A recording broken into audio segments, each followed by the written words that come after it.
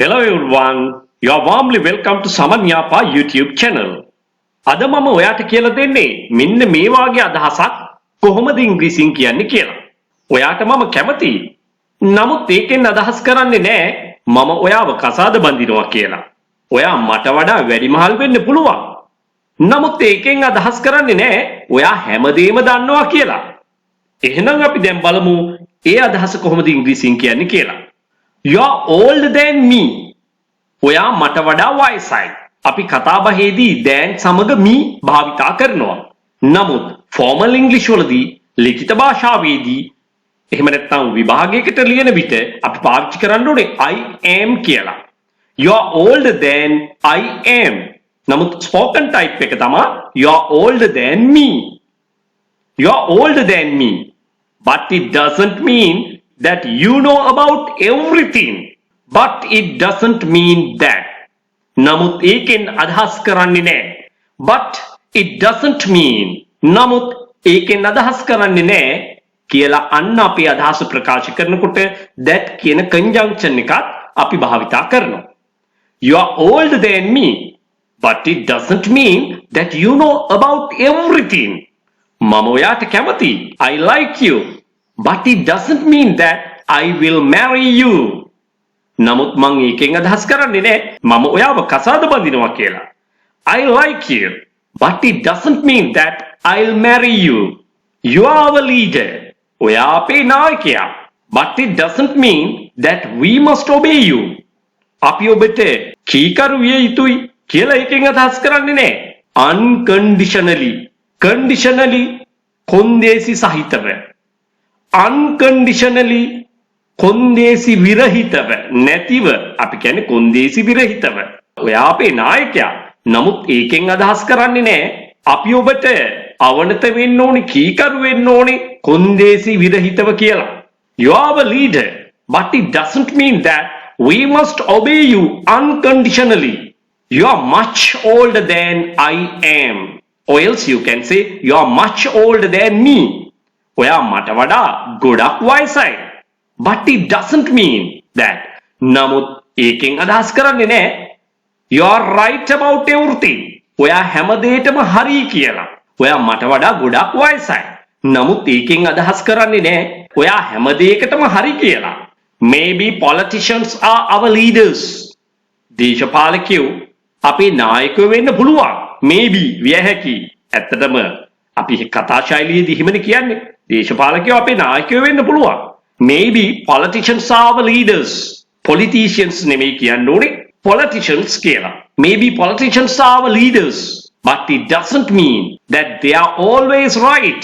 දේශපාලකයෝ අපේ නායකයෝ වෙන්න පුළුවන්. නමුත් ඒකෙන් අදහස් කරන්නේ නැහැ ඒගොල්ලෝ හැම වෙලාවෙම නිවැරදි කියලා. හරි කියලා. Maybe politicians are our leaders. But it doesn't mean that they are always right. The president has appointed the new cabinet by now. ජනාධිපතිතුමා මේ වන විට අලුත් කැබිනට් එක පත් කරලා තියෙනවා. But it doesn't mean that all the problems are solved. නමුත් ඒකෙන් අදහස් කරන්නේ නැහැ සියලුම ප්‍රශ්න විසඳිලා කියලා. The president has appointed the new cabinet by now. But it doesn't mean that all the problems are solved. You have learnt English grammar, patterns and many more. ඔයා ඉගෙනගෙන තියෙනවා you have learnt English grammar, ඉංග්‍රීසි ව්‍යාකරණ, patterns, රටා and many more. සහ තවත් බොහෝ දේ. But it doesn't mean that you can speak fluently. නමුත් ඒකෙන් අදහස් කරන්නේ නැහැ නිපුණ ලෙස චතුර ලෙස ඉංග්‍රීසි කතා කරන්න පුළුවන් කියලා. You have learnt English grammar, patterns and many more. But it doesn't mean that you can speak fluently. එහෙමනම් ඒකට මොකද කරන්න ඕනේ? අපි බලමු. You have learnt English grammar, patterns and many more. But it doesn't mean that you can speak fluently.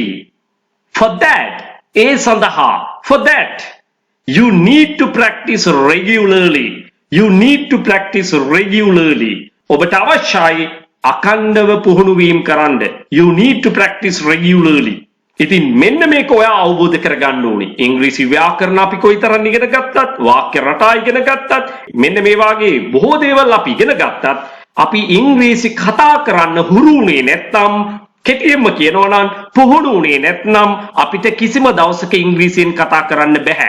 ඒ නිසා ඔබ අනිවාර්යයෙන්ම මේ උගත් දේ, දන්න දේ, දන්න හැටියට කතා කරන්න පුරුදු වෙන්න ඕනේ. ඒ සඳහා ඔබ නිවැරදි විදිහට පුහුණු වීම කරනවා නම් ඔබට අනිවාර්යයෙන්ම ඉංග්‍රීසි කතා කරන්න පුළුවන්. අන්න එවැනි අකණ්ඩ පුහුණුවක් ලබා දෙන නේවාසික පුහුණු කඳවුරු වලට එහෙම නැත්නම් මගේ ඔන්ලයින් ක්ලාසස් වලට ඔයාලට සම්බන්ධ වෙන්න පුළුවන්. මේ දෙකෙන් වඩාත් උචිත වෙන්නේ නේවාසික පුහුණු කඳවුරකට සම්බන්ධ වෙන්න හැකියාව තියෙනවා නම්.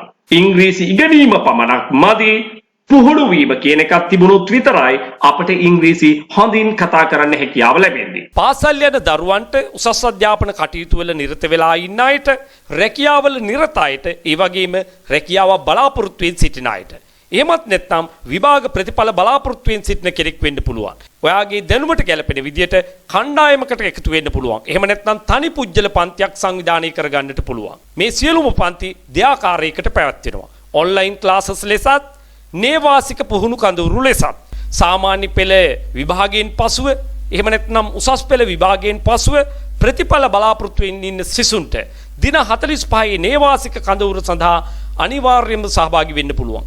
ඒ වගේම වැඩිහිටියෙක් වෙන්න පුළුවන්, රැකියාවක් බලාපොරොත්තු වෙමින් ඉන්න කෙනෙක් වෙන්න පුළුවන්. මෙකී නොකී ඕනෑම කෙනෙකුට ඉංග්‍රීසි භාෂාව ව්‍යාකරණානුකූලව ඉගෙන ගන්න ගම චතුර ලෙස ඉංග්‍රීසි කතා කිරීමට අවශ්‍ය නම් ඔවුන්ට නේවාසික කඳවුරු සඳහා සහභාගී වෙන්නට පුළුවන්. ඔබ මේ සම්බන්ධව උනන්දුවක් දක්වන්නේ නම් ඔබගේ අවශ්‍යතාවය පැහැදිලි කරමින් 071 011 22 62ට දැන්ම WhatsApp voice message එකක් යොමු කරන්න.